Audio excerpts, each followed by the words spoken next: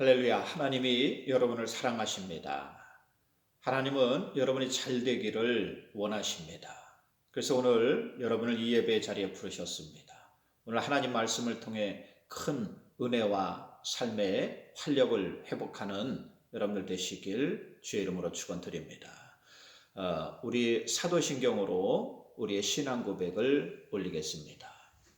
전능하사 천지를 만드신 하나님 아버지를 내가 믿사오며 그 외아들 우리 주 예수 그리스도를 믿사오니 이는 성령으로 잉태하사 동정녀 마리아에게 나시고 본디오 빌라도에게 고난을 받으사 십자가에 못 박혀 죽으시고 장사한 지 사흘 만에 죽은 자 가운데서 다시 살아나시며 하늘에 오르사 전능하신 하나님 우편에 앉아 계시다가 저리로서 산자와 죽은 자를 심판하러 오시리라.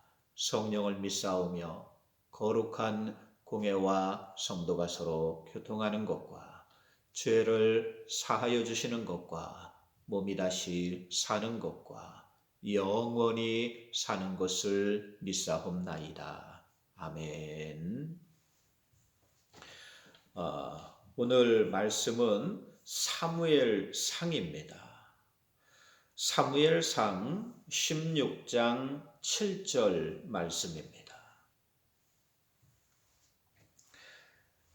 성경이 기록된 데는 다 이유가 있습니다. 성경은 다양한 삶의 배경에서 나왔습니다.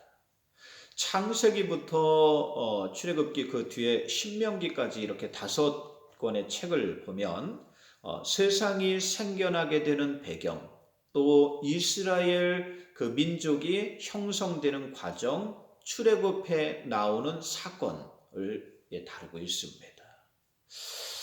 또 여호수아서부터 사사기 룻기까지는 약속의 땅에 정착하는 과정을 다루고 있습니다. 이제 사무엘서로 갑니다. 오늘날 세상이 바뀌듯이 이스라엘이 정착해 살던 가나안 땅의 환경도 이제 이렇게 바뀌어갑니다. 세상이 바뀌어가요. 이스라엘은 원래 12부족이 연맹해서 이루어진 부족 연맹체였습니다. 우리 그 예전에 이렇게 이제 그 고구려 때나 이렇게 이제 보면은 화백제도가 있어요. 신라나 이런 데 이제 그 귀족들이 모여서 이렇게 나라의 일들을 결정해 가는 거예요. 자, 이스라엘도 어떻게 보면 좀 비슷한데 이 부족의 대표들이 모여서 그 나라를 이끌어가는 부족 연맹체 형태였습니다. 그래서 모든 일들을 결정할 때 12부족의 대표들이 모이는 거예요. 공식적으로는 하나님이 이들을 보호하고 인도하는 대표자였습니다. 하나님이 필요하면 선지자를 세워 이스라엘에게 말씀하셨어요. 그래서 모세나 아론과 같은 그런 대리자, 또 엘리나 오늘 사무엘 같은 그런 제사장을 하나님이 사용하십니다. 자, 그런데 가나안 땅에 남아있던 그 다른 민족들하고 비교하니까 다른 게 있어요. 이게 뭐냐면 그들에겐 다 왕이 있었어요. 그들은 왕을 중심으로 해서 강한 힘을 기를 수 있었고 신속하게 일을 처리할 수 있었습니다. 그래서 전쟁을 할 때도 상당히 유리했습니다. 왕을 중심으로 신속하게 움직일 수 있었기 때문에. 그 중에 이 해안가를 중심으로 형성된 그 블레셋 족속은요, 늘 이스라엘에게 강한 적이었습니다. 블레셋 족속은 원래 그리스 땅에 살던 사람들인데 여기서 그 지중해 바다를 건너와서 가나안 땅 해안가에 이렇게 정착하기 시작했어요. 이들은 그리스의 그 발달된 문명과 기술을 바탕으로 가나안 땅에서도 강력한 민족으로 자리를 잡았습니다.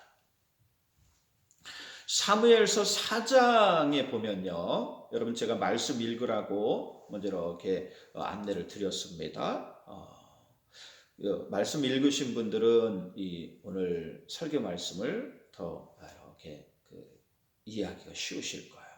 사무엘상 그 4장 말씀에 보면 이스라엘과 블레셋이 전쟁을 합니다. 그러나 이스라엘은 아펙이라는 곳에서 전쟁에 패하지요. 그래서 엄청난 살상자가 나오고 그 다음에 또 법궤까지도 빼앗기게 됩니다. 그러자 백성들은 8장에 보면 사무엘 선지자에게 왕을 세워달라고 요구를 해요. 그러자 사무엘 선지자는 8장 10절에서 18절 말씀에 왕을 세우게 될 때 문제점을 지적합니다. 왕이 세금을 많이 거두고 또 아들들은 군대로 징집할 것이고 그 다음에 또 왕의 관리와 신하들을 위해서 더욱 많은 그런 일들을 해야 한다는 거예요. 그리고 무엇보다 사람을 왕으로 세운다는 것은 곧 하나님을 왕으로 섬기는 것을 거절하겠다는 뜻입니다. 사무엘이 그래서 이것을 반대합니다.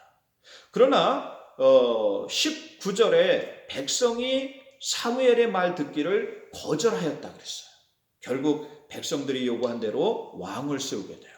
그래서 이렇게 세워진 왕이 누구냐 하면 바로 사울입니다. 9장 2절에 보면 기스에게 아들이 있으니 그의 이름은 사울이요 준수한 소년이라. 이스라엘 자손 중에 그보다 더 준수한 자가 없고 키는 모든 백성보다 어깨에 위만큼 컸다 그랬어요. 사울은 용모도 준수하고 체격도 훤칠했습니다. 누가 보아도 왕의 풍채가 느껴졌어요.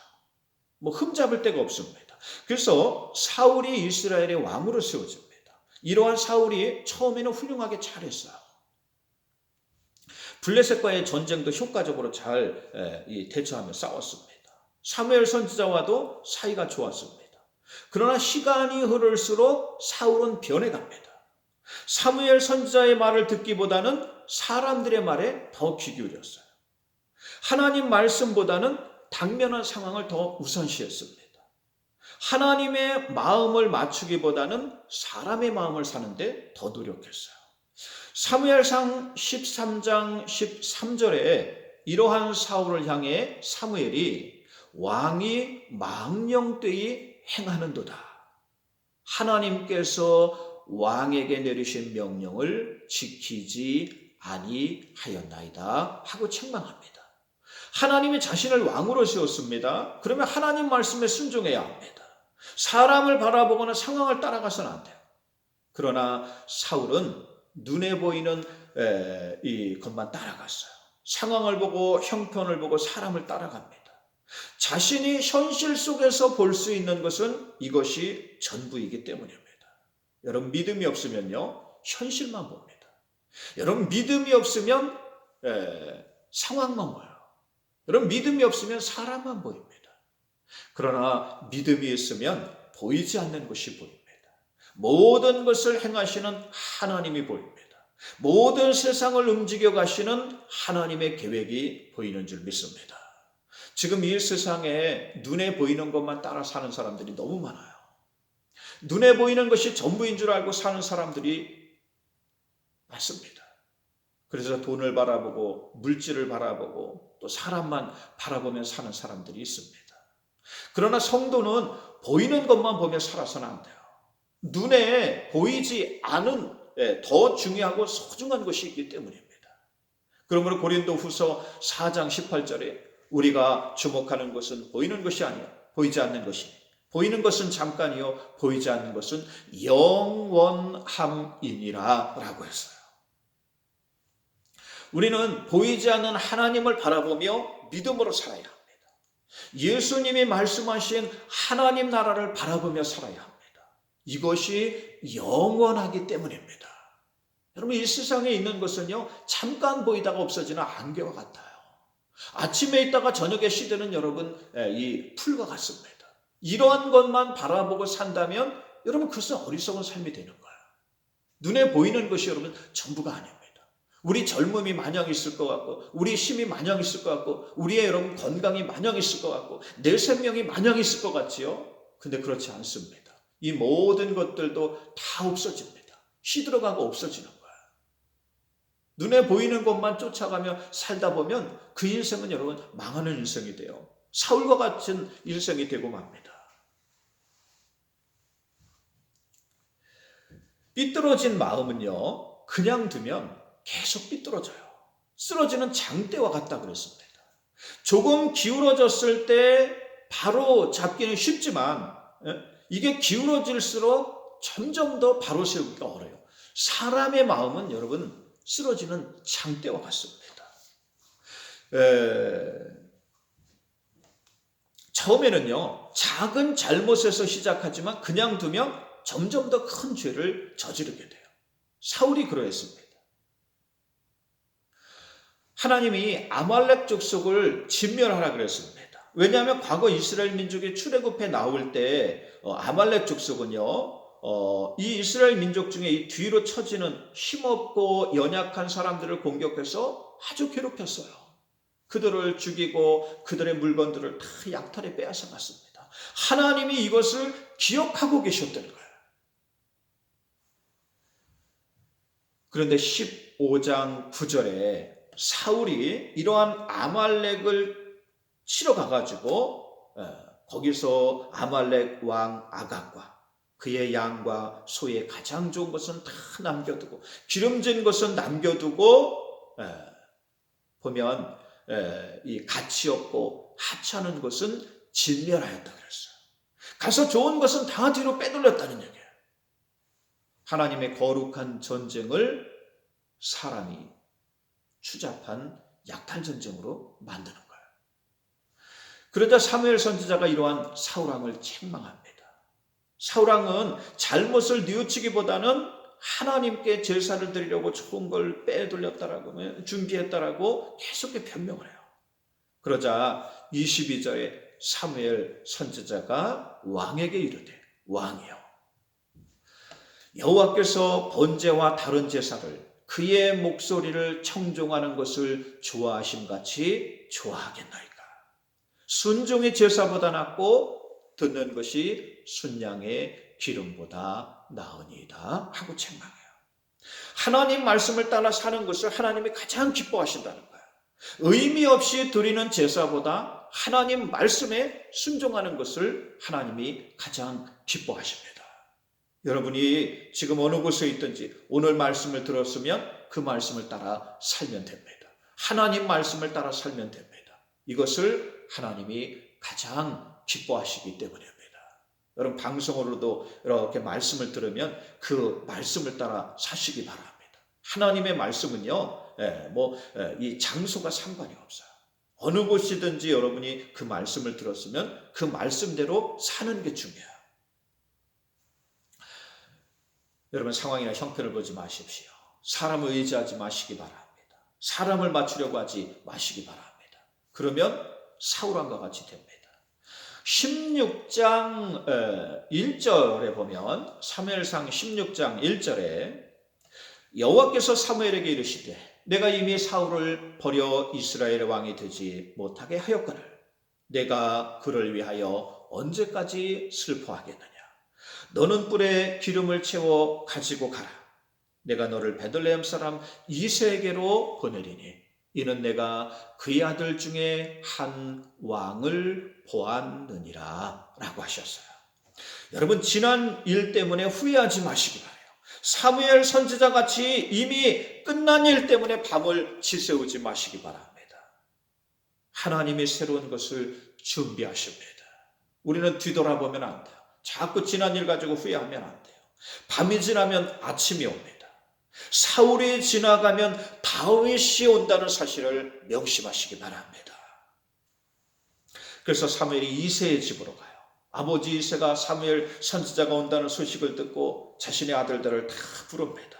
그래서 이 용모도 단정하게 하고 또 깨끗하고 좋은 옷을 입혀가지고 기다리고 있었어요. 16장 6절에 그들이 오매 사무엘이 큰아들 엘리압을 보고 마음에 이르기를 여호와의 기름 부으심을 자가 과연 주님 앞에 있도다 라고 해요. 큰아들이 늠름하고 멋있었어요. 왕이 되어도 손색이 없어 보였습니다. 근데 오늘 7절 말씀에 여호와께서 사무엘에게 이르시되 그의 용모와 키를 보지 말라. 내가 이미 그를 버렸노라. 내가 보는 것은 사람과 같지 아니하니 사람은 외모를 보거니와 나 여호와는 중심을 보느니라. 우리 하나님은 중심을 보는 줄 믿습니다. 사람은요, 외모를 봐요. 생긴 걸 봅니다. 또 그 키를 보고 이 풍치를 봅니다. 입은 걸 보고 사는 집을 보고 가지고 있는 재산을 봅니다. 이러한 것으로 그 사람을 평가하고 판단해요. 겉으로 보이는 것을 보고 그 사람을 판단합니다. 그러나 제가 늘 말씀드립니다. 좋은 집에 산다고 좋은 사람이 아니야. 좋은 차를 타고 다닌다고 좋은 사람이 아닙니다. 예쁘게 생겼다고 마음씨가 고운 것은 더더욱 아닙니다. 사람은 겉모습을 봐요. 보기 좋은 떡이 먹기도 좋다는 식입니다. 그러나 우리 하나님은 마음을 보십니다. 중심을 보시는 줄 믿습니다. 여러분, 중심이 아름다운 사람이 되시기 바랍니다. 중심이 하나님을 향한 사람이 되시기 바랍니다. 이러한 사람을 하나님이 축복해 주시기 때문에요. 사람들이 몰라줘도 상관없어요. 인정해 주지 않아도 상관없어요. 하나님이 인정해 주시면 됩니다. 하나님이 알아주시면 역사가 일어나기 때문에요. 오늘 이새는 7 아들을 다 불렀어요. 그리고 전부 다 사무엘 선지자에게 지나가게 해요. 자, 16장 10절에 이새가 그의 아들 7을 다 사무엘 앞으로 지나가게 하나. 사무엘이 이새에게 이르되 여호와께서 이들을 택하지 아니하셨느니라. 그러면서 다른 아들은 없느냐 하고 묻습니다. 그러자 이새가 11절에 아직 막내가 남았는데 그는 들에서 양을 치고 있습니다 하는 거예요. 무슨 뜻입니까? 자신이 보았을 때 이 막내는 아직 자격이 없다는 거예요. 뭐 이러한 자리에 부를 이 가치도 없다는 겁니다. 그래서 막내를 부르지 않았다는 거예요. 때로는 우리를 가장 잘 아는 사람이 우리를 인정해 주지 않을 때가 있습니다. 때로는 가족이, 또 때로는 친구가, 때로는 선생님이, 또 상사가 나를 가장 잘 아는 것 같고 나를 위해 줄 사람이 나를 위해 주지 않고 오히려 무시하고 인정하지 않을 때가 있어요. 그러나 중요한 것은 이러한 사람이 우리의 인생을 결정하지 못한다는 사실이에요. 이러한 사람이 우리의 가치를 결정하지 못한다는 것입니다. 사람이 우리의 가치를 결정하는 게 아니에요. 그러므로 사람이 알아주지 않아도 상관이 없습니다. 사람에게 인정받으려고 너무 애쓸 필요도 없어요. 우리에게 올 것은요, 오게 되어 있습니다. 아무리 사람들이 무시하고 쓸쓸을 쓰고 방해해도 올 것은 오게 되어 있어요. 우리가 받을 것은 받게 되어 있습니다. 하나님의 기름 부으심을 막을 수 있는 것은 이 세상에 아무것도 없기 때문이에요. 오늘 이새는 막내 아들 다윗을 부르지도 않았어. 인정해 주지도 않았습니다. 그러나 이것이 하나님의 기름 부으심을 막을 수 없었어요. 하나님의 계획을 방해할 수 없었습니다. 12절에 이에 사람을 보내어 그를 데려오매 그의 빛이 붉고 눈이 빼어나고 얼굴이 아름답더라. 여호와께서 이르시되 이가 그니 일어나 기름을 부으라 하시는지라. 사무엘이 기름 뿔병을 가져다가 그의 형제 중에서 그에게 부었더니 이날 이후로 다윗이 여호와의 영에 크게 감동되었다고 했습니다. 드디어 누가 나옵니까? 다윗 왕이 나옵니다. 다윗은 그 중심이 아름다운 사람이었어요. 하나님을 향한 믿음에 열심이 있는 사람이었습니다. 이러한 사람을 하나님이 찾아오십니다. 신앙에 열심이 있는 사람, 그 열정이 있는 사람, 하나님을 열심으로 찾는 사람을 하나님이 찾아오십니다. 하나님이 선지자를 보내서 찾아오게 하십니다. 그가 어디에 있든지 상관이 없습니다. 그가 시골 들판에서 양을 치고 있었어요. 큰 도시에 있었던 것도 아니에요. 아무도 알아주지 않고 관심도 없는 곳에 있었습니다. 그러나 그 중심이 올바르면 하나님이 찾아가십니다. 하나님이 사람을 보내십니다. 하나님이 기름을 부으십니다. 자격이 없어도 상관이 없어요. 지금 다윗은 어린 나이에 불과했습니다. 어른도 아닙니다. 왕이 될 자격이 없었습니다.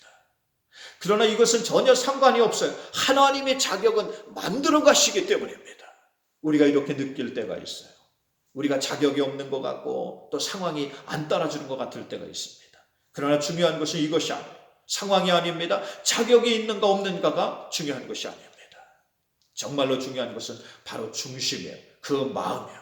여러분의 중심이 어디를 향하고 있느냐가 중요한 것입니다.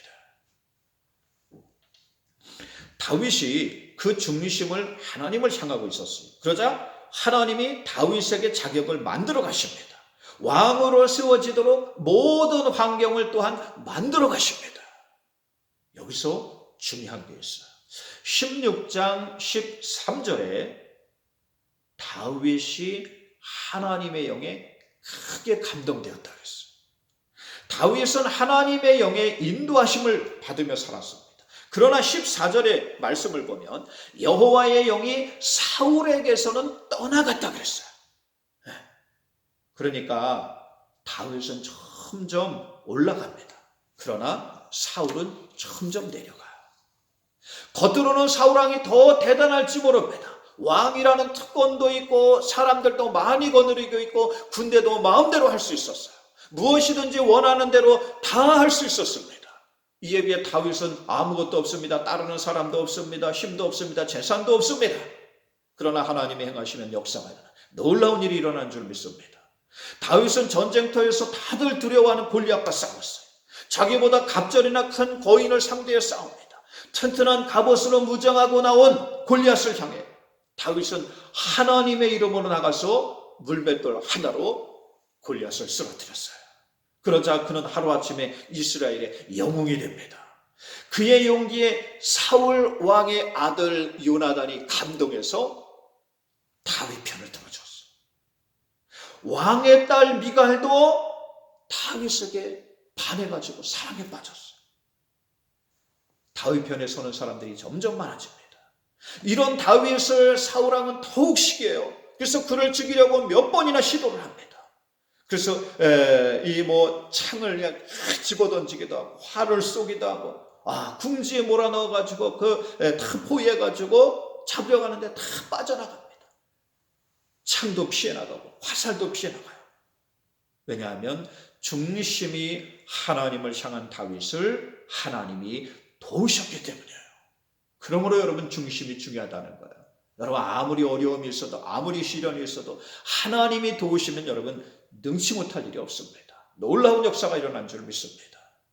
여러분 우리가 잘 아는 시편 23편 말씀이 있어요. 다윗이 이렇게 도망 다닐 때 힘겨울 때 어려울 때마다 여러분 다윗이 고백한 그 시편이에요. 여호와는 나의 목자시니 내게 부족함이 없으리로다. 하나님이 목자가 되시면 부족함이 없다는 거예요. 그가 나를 푸르른 초장으로 인도하시고 쉴 만한 물가로 인도하시노도다. 내가 사망의 음침한 골짜기로 다닐지라도 해를 두려워하지 않을 것은 주께서 나와 함께 하시니라. 어느 곳에 있든지 하나님이 함께 하심을 다윗은 믿었습니다. 이러한 다윗을 하나님이 사랑하시고 그 모든 인생을 책임져 주신 줄 믿습니다. 여러분이 어느 곳에 있든지 하나님이 여러분과 함께 하십니다. 하나님을 향해 여러분 중심을 늘 바르게 세우시길 주의 이름으로 축원드립니다. 다윗과 같이 오직 하나님을 여러분 인생의 목자로 삼으시길 주의 이름으로 축원드립니다. 그러면 하나님 모든 삶을 책임져 주십니다. 상황이나 형편을 보지 마십시오. 눈에 보이는 것만 보며 살지 마시기 바랍니다. 눈에 보이지 않는 하나님을 믿으며 사는 여러분들 되시기 바랍니다. 그러면 하나님이 언제나 여러분을 찾아가십니다. 여러분이 어디에 있든지 하나님이 여러분과 함께 하실 것입니다. 여러분을 지키시고 여러분을 인도하시고 여러분을 보호하실 줄 믿습니다. 이런 하나님을 신뢰하고 한 주간도 믿음으로 승리하는 여러분들 되시길 주의 이름으로 축원드립니다. 기도합니다. 하나님, 시대가 어렵습니다. 하나님, 환경이 어렵습니다. 우리의 삶의 자리에 많은 어려움들이 있습니다. 하나님, 이 세상에서 이 환경 속에 상황만 보지 않게 하시고 형편마고지 않게 하시고 사람만 의지하지 않게 하옵소서. 오직 하나님을 의지하며 믿음의 중심을 우리 하나님을 향할 수 있도록 하나님 오늘도 지켜주시고 인도하여 주시옵소서. 오늘도 귀한 말씀을 우리 귀한 하나님의 자녀들에게 주시옵사오니 이 말씀을 듣는 모든 이들에게 우리 하나님 큰 힘과 능력으로 회복시켜 주시고 삶의 이 무게들을 이겨갈 수 있도록 오늘도 지켜주시고 인도하여 주시옵소서. 얼굴로는 만날 수 없으나 영으로 함께하게 하옵시고 하나님의 은혜 안에 함께 살아가는 귀한 믿음의 지체들이 되도록 이 말씀을 듣는 모든 이들을 지켜주시고 인도하여 주시옵소서. 예수님의 이름으로 기도 올리옵나이다. 아멘. 우리 주기도문으로 예배를 마치겠습니다. 하늘에 계신 우리 아버지여, 이름이 거룩히 여김을 받으시오며 나라가 임하시오며 뜻이 하늘에서 이루어진 것 같이 땅에서도 이루어지이다. 오늘 우리에게 일용할 양식을 주시옵고 우리가 우리에게 죄 지은 자를 사하여 준 것 같이 우리 죄를 사하여 주시옵고 우리를 시험에 들게 하지 마시옵고 다만 악에서 구하시옵소서. 나라와 권세와 영광이 아버지께 영원히 있사옵나이다. 아멘.